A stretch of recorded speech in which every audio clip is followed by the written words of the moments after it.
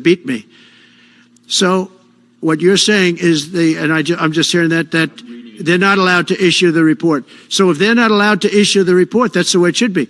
Because he was thrown off the case in disgrace. Why should he be allowed to write a fake report? It'll only be a fake report.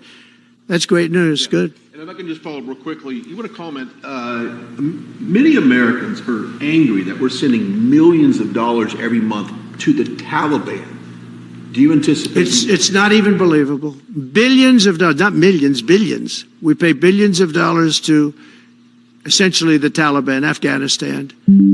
And that's given by Biden. That's the same man that took away $50 to $60 trillion worth of value from the United States. Think of it. Probably our most valuable asset. Took away our most valuable asset. This can't be allowed to happen. We are now a nation of common sense. When he does that, 625 million acres, this can't be allowed to happen. Thank you for the information. Yes, sir. Most other people probably knew about it, but they wouldn't have told me, right? Mr. President, on the campaign trail, you vowed to bring down the prices at grocery stores very fast. Yeah, we will do it fast. But then you recently told Time Magazine that bringing down prices would be very hard. So what can the American people expect when you get into office? It's always hard to bring down prices when somebody else has screwed something up like they did, but we'll bring them down. We'll get them down. Energy is going to bring down prices. We're going to have a lot of energy, and energy is what brought it up. Energy and their bad spending is what brought it up, and energy is going to bring it down. We're going to have prices down. I think you're going to see some pretty drastic price reductions. As an example, food, bacon, ham, apples, everything has gone through the roof. It's one of the reasons I won. So as you know, I said it, inflation was one of the reasons I won, but I think the biggest reason I won was the fact that they are allowing prisoners to come into our country. They released their prisoners, their murderers. Thousands of murderers are now walking around the streets of our cities and farmland all over. Murders, people that have killed. Many, 32% have killed more than one person. They released them from their jails, their prisons, and their mental institutions and insane asylums into our country. I believe that's the reason we got such a large vote. All right, maybe one or two more questions. Yeah, please, go ahead. Go ahead, you go. So can you, President Carter is laying in state today in Washington. You had some harsh words for him about the Panama Canal. Is there any disconnect there? Do you feel a little bit bad about doing that on this day? No, I liked him as a man. I disagreed with his policy. So, hey, he thought giving away the Panama Canal was a good thing. I think it cost him the election. That and the hostages. I actually think that was a bigger factor because that's a deal that just should not have been made. But again, this was a question that was asked of me. I didn't bring it up. I didn't want to bring up the Panama Canal because of Jimmy Carter's death. But people don't bring it up. But, you know, you and other people have asked me about it. No, it's a deal that I was very strongly against. I was a young guy when this took place. But just why would we spend all of that money, lose 38,000 people to malaria, the mosquito? They were dying. It was horrible what was happening. They paid them 4 times more than they would make in the United States, but they knew they were going to go over there and die. And they died in the jungles of malaria. There was nothing we could do to stop it. 38,000, and then we gave it away for $1.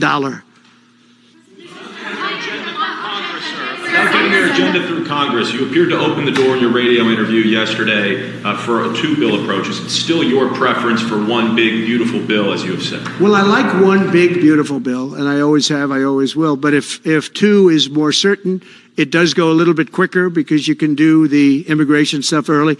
Now, you have to understand, for immigration and for the wall, we won the case on the wall. You know, they tried to sell the wall for 5 cents on the dollar, by the way. And we had, fortunately, a judge that stopped that. But they were already discarding the wall. And 5 cents on the dollar. And you know what they were doing? They were calling us up and saying, we'll sell it back to you at 200 cents. In other words, double what we paid for it. So they were going to buy it from this guy for 5 cents on the dollar. They were making deals. And fortunately, we had a very smart judge that stopped it cold. I think he called for an investigation, too, and he should. But think of it. They were selling the wall that was exactly the wall that the Border Patrol wanted. That was designed by them. Steel, concrete, rebar, exactly as they want. Very, very heavy steel, very powerful steel, hard to cut. Very, very heavy 7,000-pound concrete, which is a very strong concrete. Everything was top of the line. Very expensive, would be double what we paid for it then, 6 years ago. But let me just tell you, they were selling it for 5 cents on the dollar to people, and those people were calling us, asking us to pay them 200 cents because it's a good deal because we can have it immediately. And you know what immediately is? Just leave it in place. No, the papers haven't written that, though. That deal is like all the other things that these people do. These people either hate our country or they're very stupid. And I don't believe they're stupid because nobody can cheat on elections like they cheat and be stupid. They either hate our country or they're stupid. So remember what I said, because nobody wants to report it. They were selling the wall for 5 cents on the dollar and trying to resell it back to us for 200 cents or less, but for 200 cents on the dollar. That's a nice return. Meta announced that it will stop putting fact checks on posts on its website. And Meta said today it would stop putting fact checks on its website and instead allow community. Well, I watched their news conference, and I thought it was a very good news conference. I think they've come a long way. Meta, Facebook. I think they've come a long way. I watched it. The man was very impressive. I watched it. Actually, I watched it on Fox. I'm not allowed to say that. Say it? Do you think he's directly responding to the threats that you have made to him in the past? Probably. Yeah, probably. The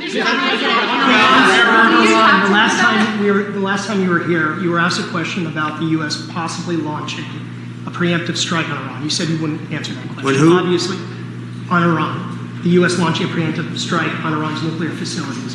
And I said, I don't talk about it. It's a military strategy. But it is a legitimate question. It's something that it's not really, because only a stupid person would answer it.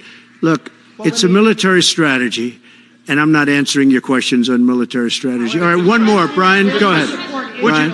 Could you give us a preview of what you might be talking to leaders of Congress who are expected to come here in the next couple of days? And you've got a very supportive Congress behind you. Yeah, they're great.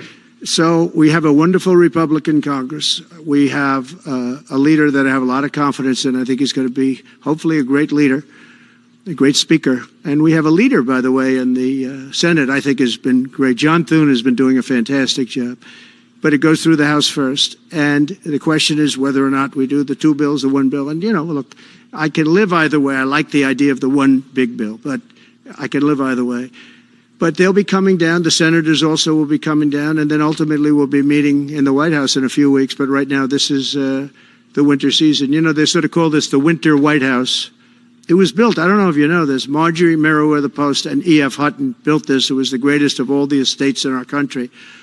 And I saved it, and I got a lot of credit for saving it. Most of these big, great houses have been knocked down in Palm Beach, just about all of them, actually. And you'd build 10 mansions on one site, but we saved it.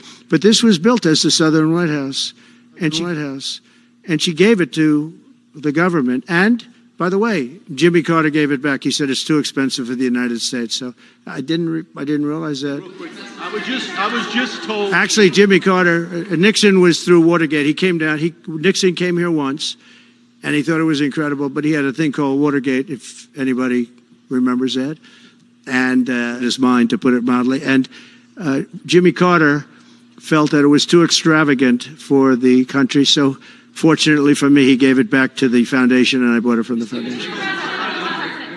On reconciliation, some Republicans saying in trade for a massive bill that you and they share the interest in, they want to see big spending cuts. Do you agree with that? And Well, I'm okay with spending cuts. I like spending cuts. Just I'm on the record for spending cuts. And the debt ceiling was given to us. It shouldn't have been, but it was put in our lap. And what I want in terms of debt ceiling isn't the ceiling.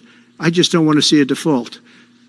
That's all I want. I never talked about spending more money necessarily than all I want to see is no default, because nobody knows what would happen if there was a default. It could be 1929 and it could be nothing, but that was put into our lap and it shouldn't have been, but it was. And so we'll handle it. But debt ceiling is not about raising a lot of money. It's really just about extending it. I just want to see an extension. On immigration, how much can you do by executive order? Are you planning to do on executive order when it comes to immigration? And how much do you want Congress to tackle this issue? And also on day one, Well, I had the safest what executive border orders are in the you history of our planning? country by far. You remember the famous chart that I brought down. I love that chart very much for a lot of reasons. But I have the safest border by far in the history of our country. And when I took it over, it was a mess. Nothing like it is now. This is 10 times worse. I got elected because of the border the first time. And I think I got elected largely because of the border the third time. And the second time I did equally well. Well, not as well as the last time, but I did very well. And I will say, this was too big to rig. You know the expression? Too big to rig. They couldn't do it. They tried, but they couldn't do it. I didn't get very much from Congress at all. I just said that we're being invaded, and I took the money out of the military. Much of the wall, I built over 500 miles of wall. Much of that wall was built through money that I put into the military. We took it out because we couldn't get things from Congress in those days, and we took it out. And that wall was built largely with money coming from the military. So, very simple. I went to the military, I said, our country is being invaded by very similar, nothing like what's invading our country now. They weren't releasing prisons into our country, and they weren't releasing mental institutions in, but some bad dudes were coming in, right? And I said, our country is being invaded. And I took that money largely from the military. I was sued 9 times by the Democrats in Congress, and I won all those suits. And we ended up building 571 miles of wall. Once that wall was built, they start going around it. So we're going to add another 200. That would have been up in 3 weeks. And then we had a very unfortunate election result. And they said, we don't want to put it up. We'll sell it. And they started selling it for 5 cents on the dollar. What a second. So we'll do this again. I just want to thank everybody very much. I'm just telling you, this will be the golden age of America. This is the golden age of America. We're going to have a great country again. We're a country right now under siege. We have so many different problems, and nobody respects us overseas, but now they do. The Italian prime minister, as you know, came here the other night, just flew in and flew out. She wanted to see me. And great respect is being shown. When I went to the cathedral in France, great respect was shown by the prime minister, the president, by everybody. France was, and by the way, I have to say they did a great job in the cathedral. But great respect is being shown to our country again. And we have a great country, but we have to run it properly. It's going to be run properly. We want to get back those hostages for Israel and for us. You know, we do have people that are hostages being held. And I'll just say it again. If this deal's not done with the people representing our nation, by the time I get to office, all hell is going to be with you. Many things are happening that are exciting, very exciting for our country. And we're honored to welcome one of the most respected business leaders in the Middle East, indeed the world. He's a founder and chairman of Damac Properties, Hussein Sajwani, very respected gentleman. And I'm thrilled to announce today that Damac will be investing at least $20 billion over a very short period of time into the United States, and they may go double or even somewhat more than double that amount of money. It's a great thing, and I believe he will say that he's doing it because of the fact that he was very inspired by the election. They wouldn't do it without that election, I can tell you. A lot of people wouldn't. You saw last week where we have somebody who's going to go from $100 to $200 billion, and we have many other people, and we'll be bringing some of them out. Some of them like to do it somewhat more quietly, and some don't, and they feel so strongly about the country that they want to let people know about it.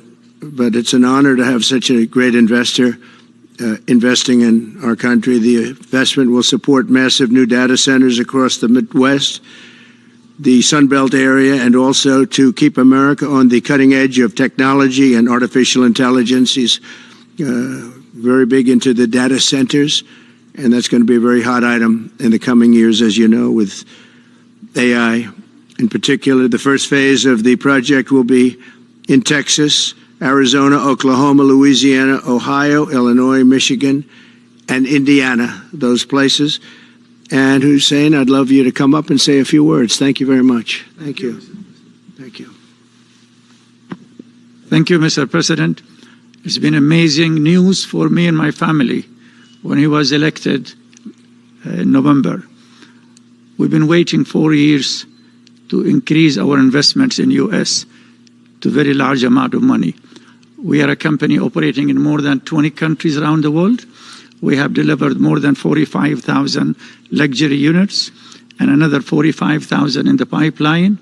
In data center, we are in 10 countries around the world, in Asia, Europe, and Middle East. And we're very, very excited now with his leadership and his open strategy and policy to encourage businesses to come to U.S. For the last 4 years, we've been waiting for this moment. And we're planning to invest $20 billion and even more than that if the opportunity in the market allow us. But at the moment, we're planning $20 billion in data center, catering for the AI and cloud business for the hyperscalers. Fantastic. Thank you, Mr. Great President. honor. Thank you very much. So nice. And that man knows what he's doing. He knows.